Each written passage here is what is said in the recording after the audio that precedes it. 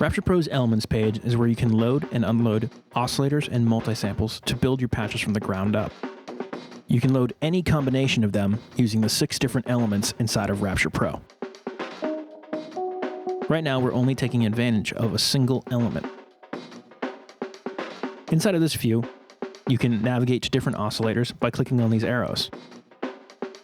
You can also adjust the phase of the incoming oscillator, and even go into your computer and find more compatible oscillators for Rapture Pro. This particular patch is based off of a cello, but we've tweaked it to make it sound more like a bass patch. To the right of this, we have a quality switch. The 2 settings, high and standard, tell Rapture Pro at what resolution you'd like to interpret this oscillator. To the right of this, we have our multi-mode section, where you can activate ring modulation,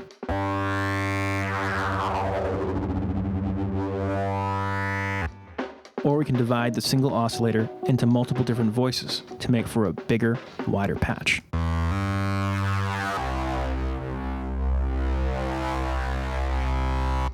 Glide is also an option in the multi-mode section. This allows you to adjust the amount of portamento between each note.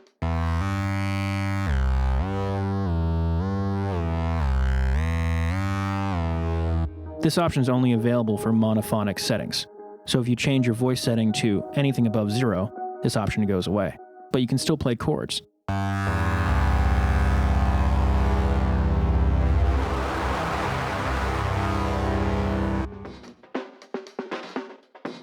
To the right of the multi-mode section, we have our pitch section, where we can adjust the overall transposition of the patch, the tuning, the key tracking, and even load Scala tuning files. Scala tuning files allow you to take advantage of microtunings and other unique tunings. If we load one, we can see the keyboard tracking change in the keyboard tracking view next to the LFO. And you'll hear the difference when you play a scale inside of Rapture Pro.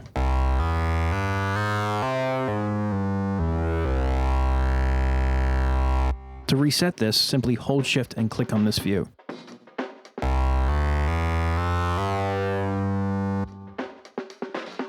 We have transposition, where we can adjust the overall transposition of the entire instrument.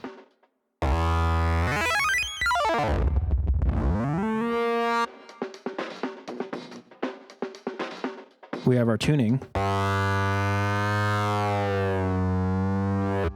And we also have key tracking. And key tracking is useful if we want to change the way Rapture Pro interprets our MIDI controller. We have the MIDI controller set up so that Rapture Pro interprets it just like a regular piano.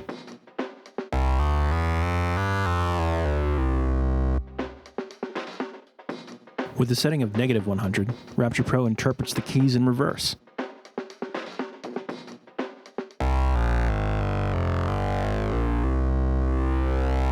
And with a setting of 0, the entire keyboard only plays one note. To the right of this, we have our amplification, which controls the level, and panorama.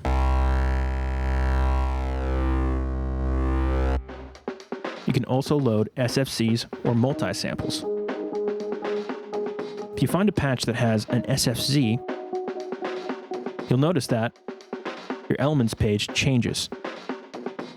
Your Elements page changes based on what kind of sample or oscillator you have loaded.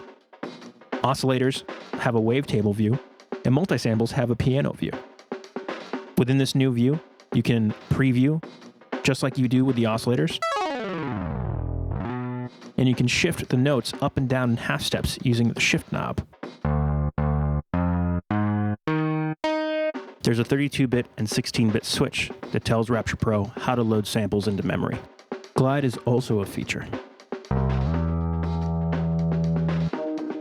Pitch, amplification, and pan act just like they do with the oscillator section as well. Below the oscillator section, we have a filter effects section.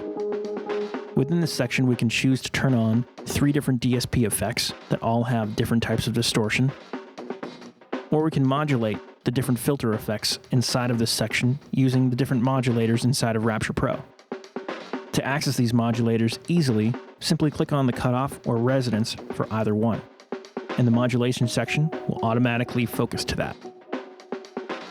When you add a DSP effect, or you add a filter effect, you can also adjust the effects routing of this entire section to give you different results each and every time you change it.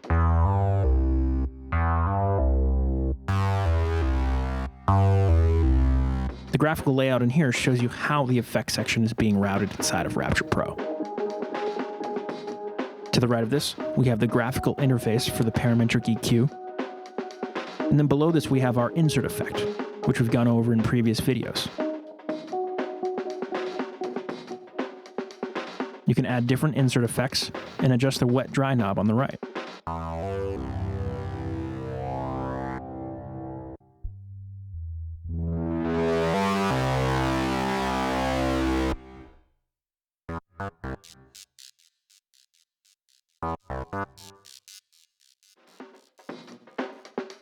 Modulation is very complex inside of Rapture Pro, but for this video, we'll go over the basics.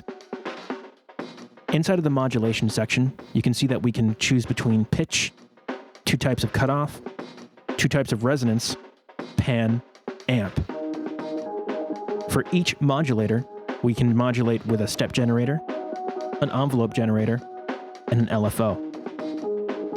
Each one of these operates independently, which means that each element inside of Rapture Pro has up to 21 different types of modulation.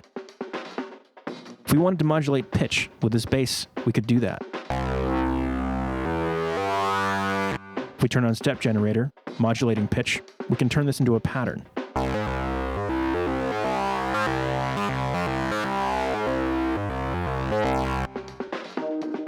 We can customize the type of attack or release with the envelope generator.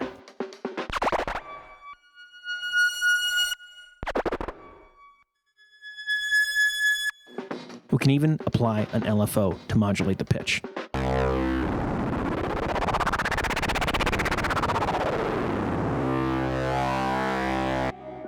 The modulation section has its own panel of custom controls for each step generator, envelope generator, and LFO.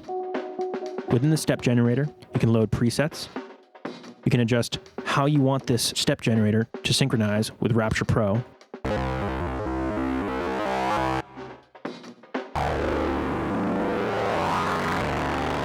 You can adjust how many steps you want this pattern to have, and then draw on your own custom pattern.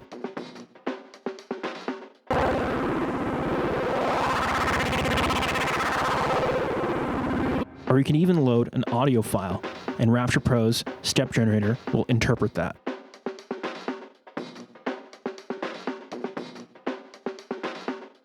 This is a kick drum.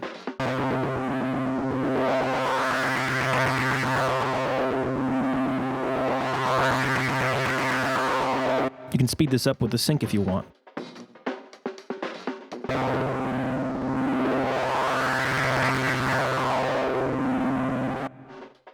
And you can adjust the smoothness of each step and the depth of each step.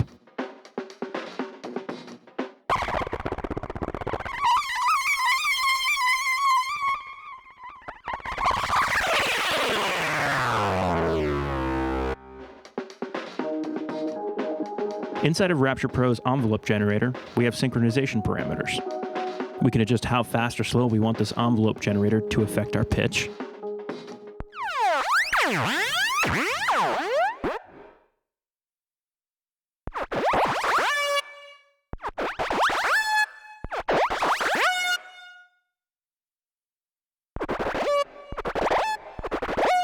We can turn off and on one-shot mode.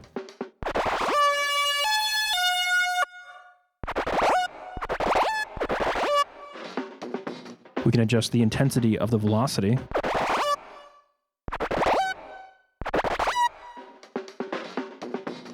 We can change how the velocity affects the envelope generator over time.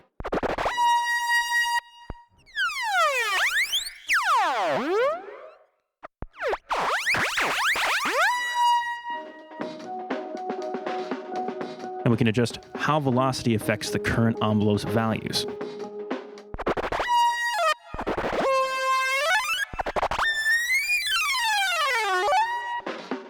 And of course, depth.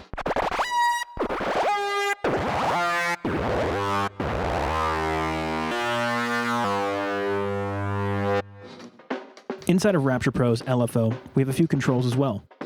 We can adjust the synchronization of the LFO.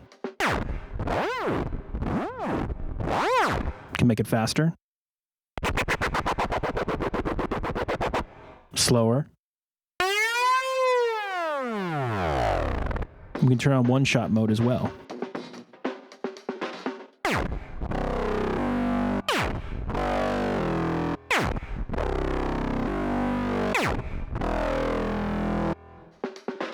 We can delay the LFO by a number of seconds.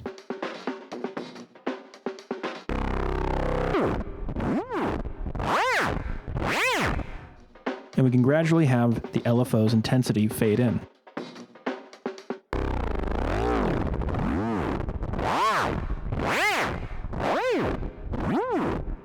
And there's a depth adjustment as well.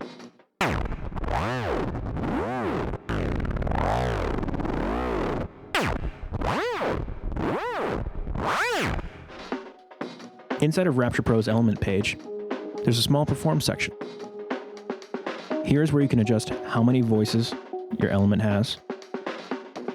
You can adjust the minimum velocity data that your element will accept, the maximum velocity data that your element will accept, the minimum key that your element will play, the maximum key that your element will play, and even choices for the interval for when you turn your pitch wheel downward or when you turn your pitch wheel upward. Lastly, you can adjust whether or not each element accepts sustain data or sostenuto data.